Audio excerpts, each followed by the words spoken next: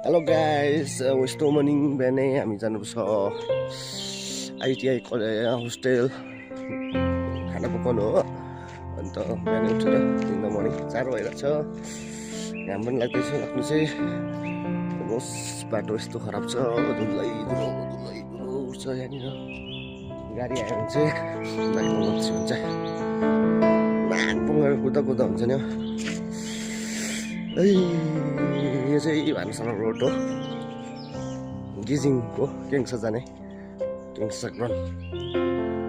अन्त माथिल्लो बाटो पनि छ भने चाहिँ, तर यो बाटो हिँड्छ प्रायः स्टुडेन्टहरू पनि यो बाटो हिँड्छ। यो बाटो चाहिँ यो बर्खामा चाहिँ किच किच किच किच किच पानी हुन्छ हो।